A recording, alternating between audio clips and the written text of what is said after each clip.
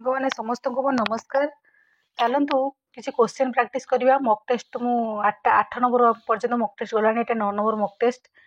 नीति शतकर जो पद्धति रे किसी क्वेश्चन करवा ग्रामर अच्छी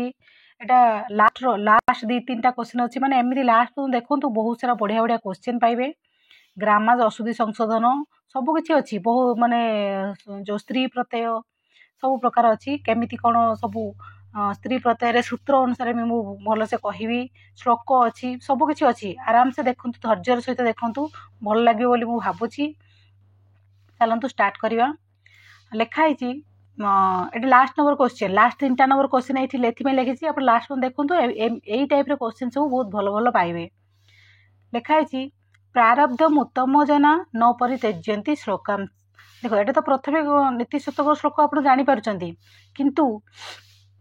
थे परीक्षा आसे यहाँ कौ पद्धति आप आंसर न देखी करने ट्राए करेंगे। ठीक अच्छे देले आप जानवे एटलिस्ट समस्त मॉक टेस्ट दौरान ना केते नंबर रखुंत एटलिस्ट कमेंट बॉक्स रे लिखंतु कौ टाइप रे क्वेश्चन थिला माने मीडियम मॉडरेट थिला ना पूरा हाई फाई थिला ना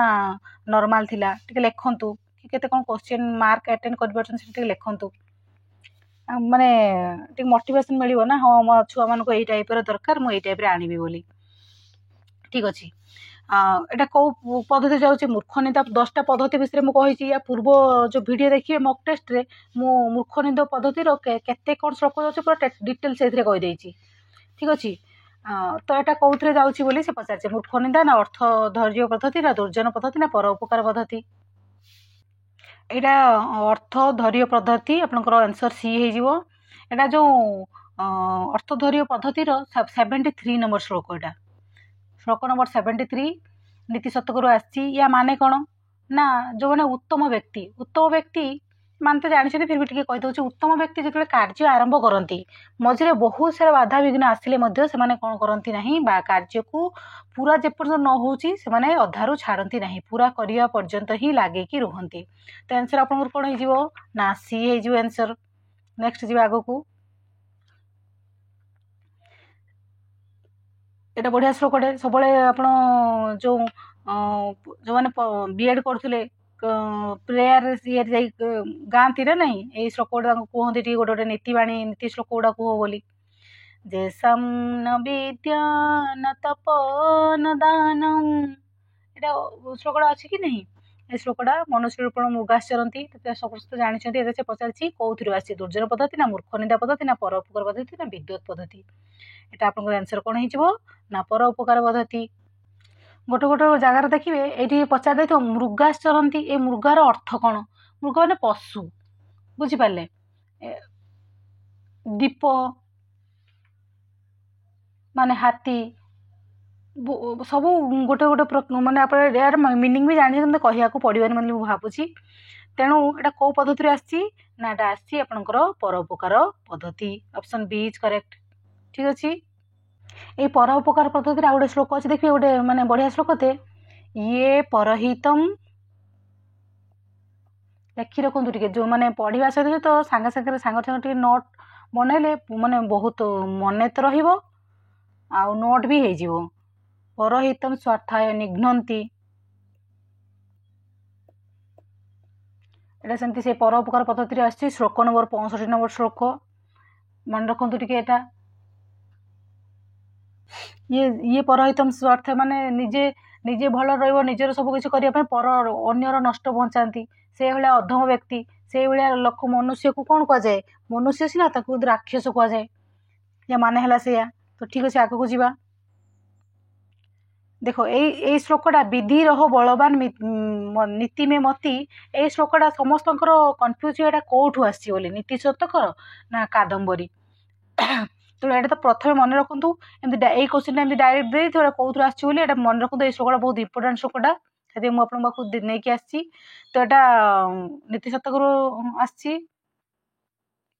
नीति शतकरू पुणी कौ पद्धति से पचारि कौ पद्धति आपंकर ना अर्थ दैव पद्धति यहाँ अर्थ दैव पद्धति श्लोक नंबर के 86 नंबर श्लोक श्लोक नंबर पड़ेनी खाली नॉर्मली जानी रखु माने सी कहूँ विधि रहो बलवान नीति में मती माने कौन माने भाग्यटा सब बड़ होता है भाग्य पाखरे किए किसी करि परिबो नाही तो या माने है से टिके मीनिंग एथि कहूँ मन रही बुझिपारे तो ये आंसर कौन हो अर्थदैव पद्धति। नेक्स्ट जी आंसर ये होगा तापर आसला देखो शुद्ध अशुद्ध से कही पाचक तंडुलान अदनम पचती कौटा एपटे ठीक ना पाचक तंडुलान अदनम पचसी ना पाचक तंडुलात अदनम पचती ना पाचक तंडुलेन अदनम पचती। परीक्षा सब शुद्ध से मागिची ना या भितर कौटा अशुद्ध मागिची टे मैं ध्यान देकी देवे। शुद्ध सब शुद्ध देखुवे केतले से दे अशुद्ध तो प्रॉब्लम हो जाए ठीक अच्छे। तेणु ये से कही कौटा शुद्ध बोली देखंतु 2H पच दंड आप जानते जो 16टा द्विकर्मक धातु जगह द्वितीय ही हुए तो 85 तो फास्ट ही कटिगला तंडुलेन अदनम पचती पचत अच्छी सब देखिए क्रियापद भी देखिए सब किसी देखिए तेणु आंसर तंडुलात अदनम पचती एटा भी आपंकर भूल हो गला जना पड़ुची पूरा तेणु आंसर कौन हो पाचक तंडुलान अदनम पचती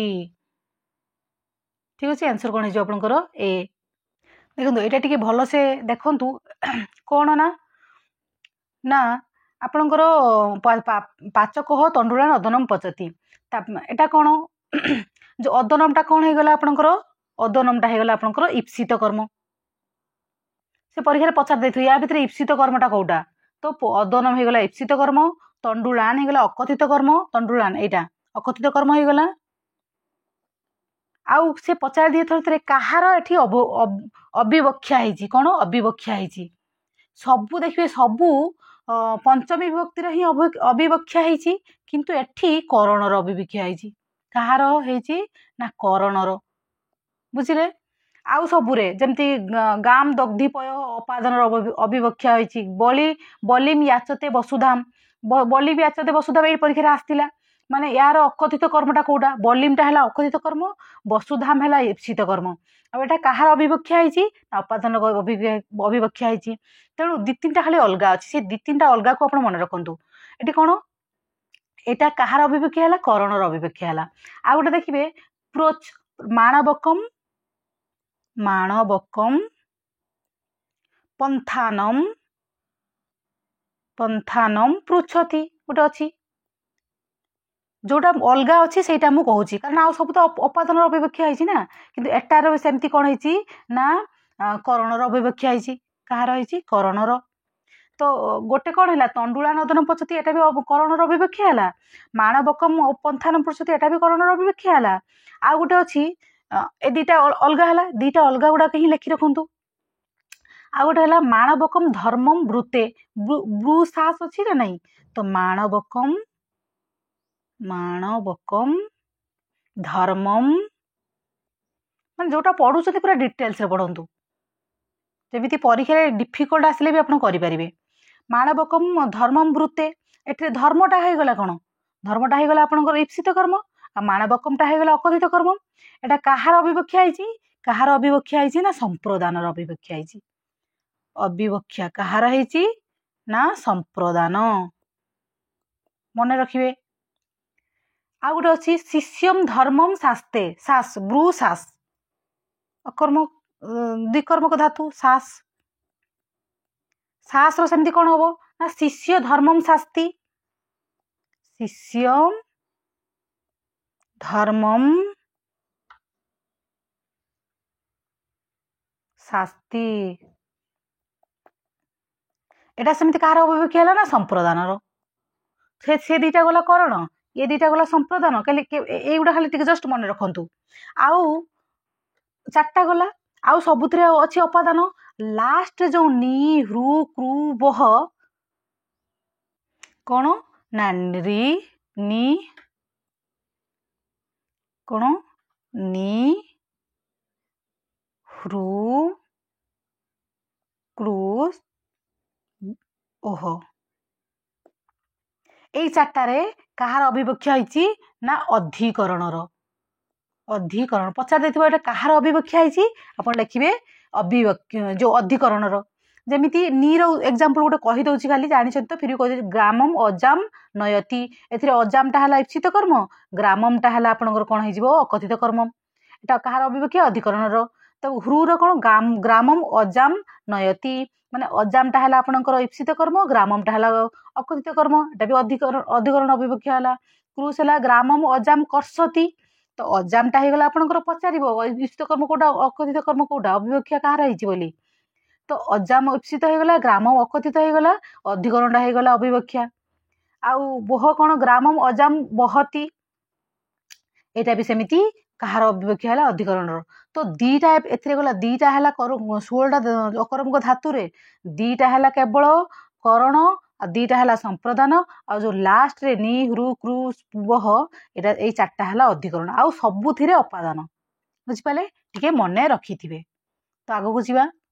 आंसर तो आपन ए हे गला पुणी देछि शुद्ध अशुद्ध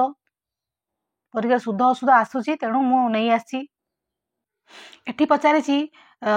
शुद्ध पचारिछि कोन हो षोडशतम बालक हो ना षोडश बालक हो ना षोडशतम बालक हो ना षोडश बालक हो पठति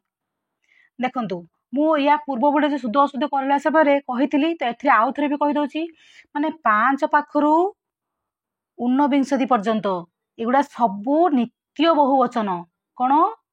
नित्य बहुवचन किंतु आउ कहा बेले चलिबो 55 भलिया शब्द रूप भलिया चलिबो आउ जो रहिला 20 पाखरु 49 पाखरु 99 माने 99 पर्यंत सब गुडा स्त्रीलिंग मन रखिथिबे स्त्रीलिंग रे चलिबो आउ कहा बेले चलिबो ना मति शब्द रूप भलिया चलिबो आउ एगुडा कोन नित्य एक वचन 20 देखा जाउची किंतु एडा एक वचन शब्द नित्य एक वचन 5 रु 19 नित्य बहुवचन 20 रु 19 नित्य एक वचन स्त्रीलिंग भलिया चलिबो आउ किंतु टिके खाली नोट कर रखु 30 आउ 40 ए दीटा कहा बेले चलिबो सरित शब्द भलिया चलिबो एटा मति एटा सरित शब्द भलिया चलिबो तो किसी असुविधा ही हबनी आउ जो जेतिक रहिला 100 रु आरंभ करी आउ सबु 100 रु 19 गला 100 रु आउ सबु फल रूप भलिया चलिबो नित्य एक वचन सबु नित्य एक वचन हैला केवल 5 रु 19 पर्यंत आपनकर नित्य बहुवचन टी मन रखिथिबे तेणु एठी ऑब्वियसली एबे करि परिबे तो 5 रु 19 पर्यंत मु कहली नित्य बहुवचन तो षोडश ही रहइबो षोडशतम षोडशतमी षोडशतमा एटा किछि भी हबनी षोडशतम तो आंसर आपनकर कोन हे जिवो ना एठी टिके ऑप्शन गुडा भूल लागुची षोडश जेहेतु 5 रु मु कोन कहली 5 रु 19 पर्यंत बहुवचन तो षोडश से निजे ही बहुवचन तो बहुवचन हेले कौन हम षोडश बालक हम बालक हबनी कारण बालक हेले तो एक वचन बालक बालक हम ना तो बालक पठंती मुझे लिखि दूसरी आंसरटा षोडश बालक पठंती जब 19 ऊपर जो 20 मनकर होता विंशति कौन बालक कारण से एक वचन नित्य एक वचन विंशति तम माने स्त्रीलिंग चलो मति शब्द भाया मति विंशति तो बालक पठती से एक वचन चलता कि बहुवचन अच्छी ना तेणु षोडश बालक पठंती से विंशति वाला एग्जांपल भी मो पूर्व वीडियो में देसी आप देखिए भल से तो आंसर आंसर भी एटा आपन काटी दियंतु मु जोरा लिखिदेली सेटा ही आंसर हो नेक्स्ट क्वेश्चन कौन हम शुद्ध वाक्य कोडा है ना सह पापा जुगुप्सते सह पापेन जुगुप्सते सह पापस्य जुगुप्सते ना सह पापेई जुगुप्सते ये तो आप जानते पंचम विभक्ति गोटे सूत्र अच्छे जुगुप्सा विराम प्रमादार्थानाम उपसंख्यनम माने जो जुगुप्सा जुगुप्सा माने कौन घृणा विराम प्रमाद प्रमाद यही सब शब्द जगह आप कौन हो पंचम विभक्ति हो तो पापात जुगुप्सते अच्छे पापा जुगुप्सते साधु सो कौन हो पठन पठनात् वीरमती बालह वीरमती जब शब्द लगे प्रमाद लगे ताले आपनकर ये कौन हो पंचम विभक्ति हम तो पापेन भी भूल हो गला कौन होगा पापेन भी गलत भूल हो गला पापस्य भी भूल हो गला तो पापात जुगुप्सते माने पंचम विभक्ति आंसर तो इजीटा थिला माने शुद्ध अशुद्ध ପାଇଁ ଆପଣଙ୍କୁ ବିଶେଷ କରି कारक ଆଉ ଶବ୍ଦ ରୂପ ଧାତୁ ରୂପ କ୍ଲିୟର ହୋଇଥିବା ଦରକାର ଦେଲେ ଆପଣ ନିଶ୍ଚିତ ସବୁ ଆଟେଣ୍ଡ ନେବେ। ଏଟା କ'ଣ କହିଛି रुदन बालिका मातरम स्मरणम करोति ना रुदती बालिका मात्रे स्मरति एटा सेमती पचारछि रुदन बालिका मातरम स्मरणम करती ना रुदती बालिका मात्रे माने मातरम हबो ना मात्रे हबो देखुन एठी शब्द रूप प्रैक्टिस करबाटा केते जरूरी मातरम हबो ना मातु हबो तो आपनकर आंसर कोन आइ जिवो ना रुदती बालिका मातुहु स्मरति answer D is correct. Next जिवा तापरे जो स्त्री प्रत्यय आसला दाखी दाखी में स्त्री प्रत्यय है कौन है गीस हम ना टाप हम ना गीन प्रत्यय हम ना ऊं प्रत्यय हम देखिए जो गीस प्रत्यय गोटे सूत्रटे अच्छी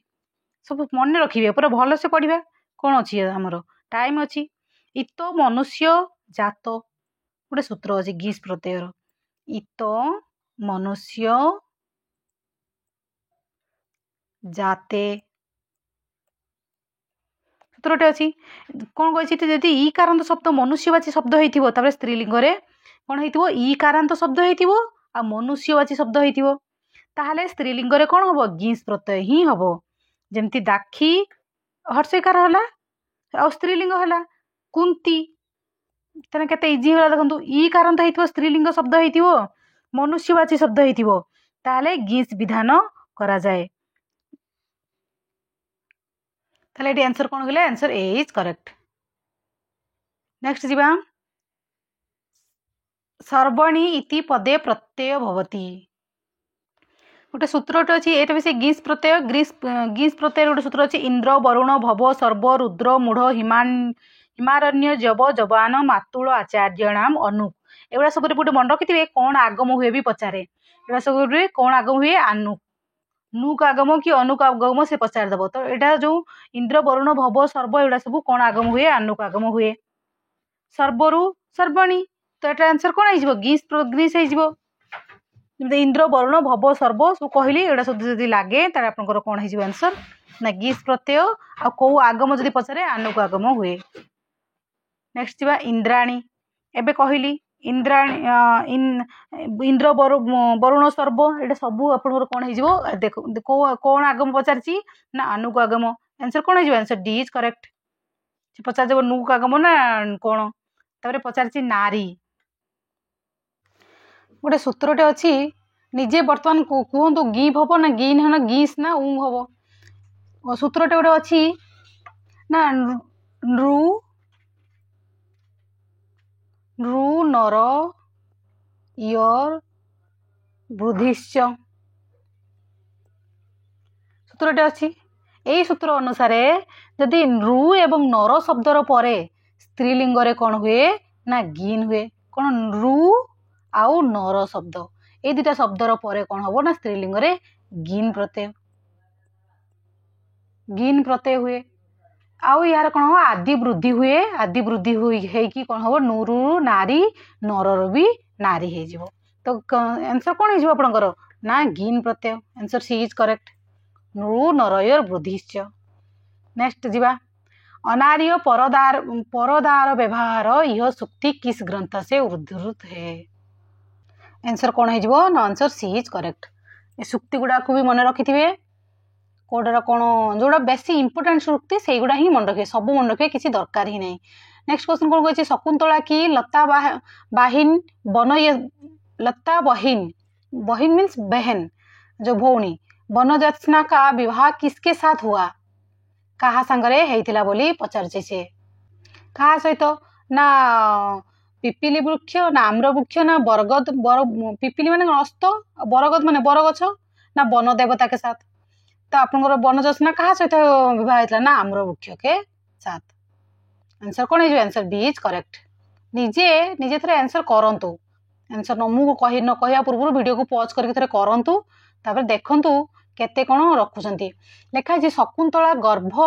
मंथरा एवं अनघ प्रसवा आदि शब्द का प्रयोग किसके लिए किए थे केते बढ़िया क्वेश्चन देखंतु शकुंतला कहा पई अनघ प्रसवा आ गर्भ मंथरा बोली कहा पई यूज से करथले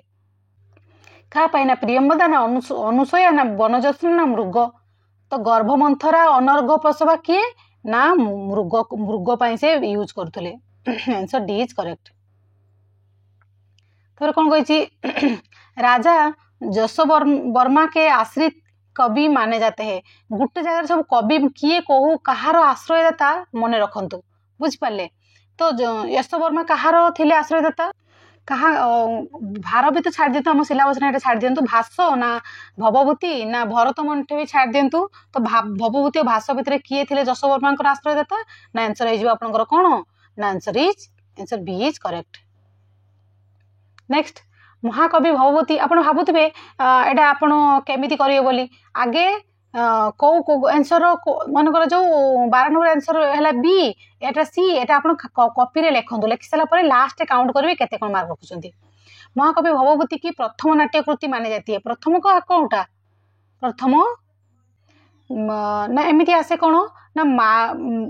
माल महा उत्तर एमती मन रखिथे। तो स्टार्टिंगटा कौन ना स्टार्टिंगटा होची आंसर ए इज करेक्ट। मालती माधव तापर से महावीर करते लास्ट उत्तर रामचंद्र जोटा श्रेष्ठ कृति लास्ट होती। नेक्स्ट क्वेश्चन जी 10 नंबर आंसर ताले आपनकर ए हे गला। नेक्स्ट क्वेश्चन तब न जाने हृदय मम पुनः काम दिव अपि रात्र अपि इस पंक्ति कहाँ के है मतलब किए कहा कहते बोली से पचारिची कि माने कौठार माने दुष्यंत तांको प्रेम पत्र लिखिथिले ना शकुंतला प्रेम पत्र ना प्रियंवदा के विरहावस्था प्रियंवदा विरहावस्था को कौन किसी नहीं जक्ष को कथा छाड़ दिंतु। तो शकुंतला प्रेम पत्र ना दुष्यंत तो आंसर आप कौन हो answer B is correct. Next question भर्तृ जो श्लोक जो मेघदूतर किसी श्लोकर मु क्वेश्चन ये पचारि केते कौन मन रखुं से देखु निजे करतु। भर्तृ इतिहास सकारण विभक्ति निर्णयत भर्तृ संबंध षष्ठी ना अनुक्त कर्तरी प्रथमा ना कर्मणि द्वितीय ना कर्तरी प्रथमा कौन हो आंसर भर्तृ भर्तृ शब्द आप कौन हो संबंधे षष्ठी answer C is correct. Next प्राणी भी ये क्वेश्चन आप परीक्षा आसी प्राणी भी धीम ज्योति सलिल मरुतम ये अच्छी प्राणी भी। तो प्राणी भी इतिहास सकारण व्यक्ति निर्णय तो प्राणी बीटा कर्तरी प्रथमा हो कर्मणि द्वितीय ना संबंध षष्ठी ना अनुक्त कर्तरी प्रथमा कौन हो आंसर आपंकर ना प्राणी भी अनुक्त कर्तरी प्रथमा आंसर डी इज करेक्ट। ये परीक्षा आसी आपंकर लास्ट पर्यटन देखो पूरा आपको माने बहुत भल आसीज क्वेश्चन अधिगुण इतिहास सकारण विभक्ति निर्णय तो अधिगुण कौन हो कर्तरी प्रथमा ना अधिकरण सप्तमी ना संबंध षष्ठी ना अनुक्त कर्तरी प्रथमा। अधिगुण जब समास पचार था कौन लिखि ना बहुब्री अधिक गुण जार से बहुब्री समास अधिगुण किंतु से पचारे सकारण विभक्ति आपन आंसर कौन हो ए ना बी ना सी ना डी कौटा हो ना आंसर हो अधिकरणे सप्तमी answer B is correct. Next question जी आसने उपविश्य प्रख्यते वाक्य का दूसरा वाक्य क्या है आसने उपविश्य डीटा हाँ पंचम विभक्ति गोटे सूत्रटा अच्छी जो वार्तिक सूत्रटा लियप लपे कर्मण्या अधिकरणे च कौन हो जाए आस कौन हो आसने उपविश्य प्रेक्षते माने सप्तमी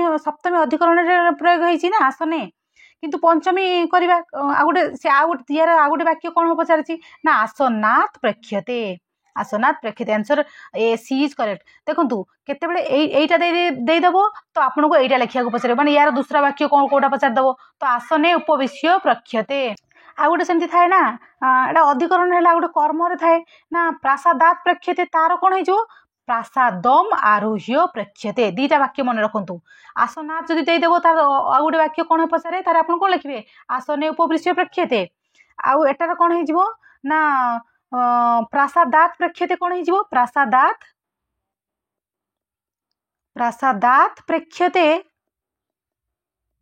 प्रेक्षतेर एटा अधिकरण होता मन रखिए एटा प्रश्न अधिकरण एटा कर्म हम कौन हम ना प्रासादम आरुह्य प्रेक्षते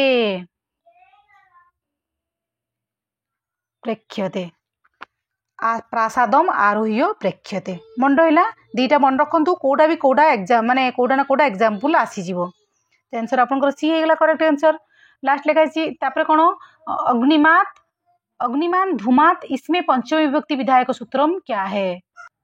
एटार आंसर आपनकर कोन है विभाषा गुणे अस्त्रियम केमिति ना विभाषा गुणे अस्त्रियम देखिए लिखाई थी जाड्येन जाड्यात बा बद्ध माने पंचमी और तृतीय व्यक्ति दुईटा होची हैला किंतु अगुण विभाषा गुण रे सेटा हैला जदी अगुण रे हिथाय अगुण रे हे जिवो आपनकर कोन ना अग्निमात धूमात धूमात अग्निमान माने अग्निमान धूमात आंसर सेटा हे जो स्त्रीलिंग रे जदी पचार थाए जो नास्ति घट अनुपलब्धे स्त्रीलिंग रे मन रखु काले जदि आसीगला स्त्रीलिंग रे कौन कौन लिखे नास्ति घटो अनुपलब्धे ठीक अच्छे। नेक्स्ट जीवा एटा कौन है अगुण नेक्स्ट जीवा आंसर ए इज करेक्ट होगला आपंकर लिखाई आ कुमारात बढ़िया बढ़िया क्वेश्चन सब पाइबे ये आंसर कौन हो ए पंचमी विभक्ति हो ना विभाषा गुणे अस्त्रियम हो ना अकर्तृणे पंचमी ना पंचमी परी आंसर हो कौन आपंकर पंचमी परी से कही जदि अप परी जदि वर्जन अर्थ प्रयुक्त हो कर्म प्रवचन युक्त संज्ञा हम जदि मर्यादा आउ अवधि अर्थ जदि आर कौन होता है कर्म प्रवचन होता है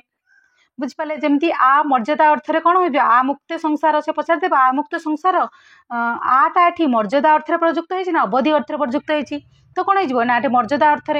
आ सकलात ब्रह्म कौन होती अवधि अर्थ सेमती पचार आ कुमारात यश पाणी नहीं इत्यत्र पंचमी विधायक सूत्र कौन हो पंचम्यांग परिविहि। नेक्स्ट कौन कही विंध्य पर्वत की तलहटी में सर्वप्रथम दर्शन करता है बिखरी हुई किस नदी का मेघ गंभीरा क्षिप्रा ना नर्मदा ना निर्विंध्या आपन कौन आंसर हो ना नर्मदा। नेक्स्ट क्वेश्चन जीवा यक्ष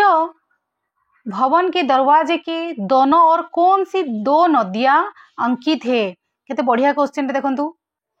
सॉरी नदिया नुह निधि कौ दुईटा मुझे कन्फ्यूज हो गली यक्ष जो गेट रे कौन लिखाई कौन आंका होता कहले शंख पद्म यहाँ थे परीक्षा आसाला यहाँ ओपीएससी पीजीटी एग्जाम रे आसाला यहाँ तो आपंकर आंसर कौन हो आंसर ए इज करेक्ट शंख आ पद्म यहाँ ओपीएससी पीजीटी रे आसाला क्वेश्चन टा तर कही बट वृक्ष में संधि है ये गोटे इम्पोर्टाट क्वेश्चन टे बट वृक्ष से पचारि बट वृक्ष एच अ सूत्र कौन कौच एटा कौन हो ए ओई ओ यू ना ए ओई ओ औ एमती मु मन रखले इजी हो बोली मन रखी थाए किंतु आपण ए ओ ओई औ एमती ये मन रखिए किंतु मु एमती मन रखी देते ए ओई ओ औ माने इजिली मन रहिबो बोली सेथमे रखिया कथा माने ओय आई अब आब नो कि तो एटा कोन जो बट युक्त वृक्ष बट ओ यदि संति तो आपन भाई इजी तो बट युक्त किंतु एटा टिके कंफ्यूज होंती समस्त बट वृक्षटा को संधि रे जीवो बोली बट वृक्ष आपनकर कोन हिजो ओयादि संधि ना बट वृक्ष तो आंसर कोन हिजो answer C is correct but वृक्ष। नेक्स्ट क्वेश्चन कोन कहछि चरति विमुक्तहारम व्रतमिव भवतः रिपु स्त्रीणाम वहाँ भवत पद में किसके बध होता है भवत हो जाए आपंकर कौन आसी ना कादम्बरी रु कौन हो भवत शब्दटा आप शूद्रक यूज हो Shudraka option answer D is correct. तार कौन कही विद्याधर नामक पात्र किस ग्रंथ में संबंध है ना अभिज्ञान शाकुंतलम ना आप शिवराज विजय ना किरात अर्जुन ना उत्तर रामचरितम आंसर कौन हो आपंकर टे भाभी कहतु विद्याधर कौन हो आपंकर Uttar Ramcharit answer D is correct. तापर कौन कही अभिज्ञान के अनुसार प्रयुक्त किया गया है दुहितृजनस्य पद किसके लिए माने दुहितृजन कहाँ यूज होती ना दुहितृजन आपंकर कौन शकुंतला यूज होती answer A is correct. Next question जीवा हरिश्चरती इस पद में संधि विधायक सूत्र कौन एटा तो आप जानते विसर्ग संधि भी कौटा से पचारि बासरी ना बासरी तो नुह विसर्जन शेष हरीश चरित्र आपंकर आंसर कौन हो ना विसर्जन शेष विसर्जन शेष कौन कौन कही ना च छ त थ पर स थाए तो स हम जदि च छ पर तालबेस थाए ताले स स्थान तालबेस आदेश हो ट ठ स्थान ट ठ मूर्धन्य थाए स स्थान कौन हो मूर्धन्य हो तो ये हरीश हरिश युक्त चरती हरीश चरती च थिला तो तालबेस आपंकर आदेश होगला ठीक अच्छे विसर्ग संधिर सब गुड़ा सूत्र भी आपन भलसे पढ़ु कारण ओ डबल एस से भाया क्वेश्चन ही पकाए तेणु एत समय देखि बहुत बहुत धन्यवाद और लाइक गोटे करेंगे थैंक यू फॉर वाचिंग।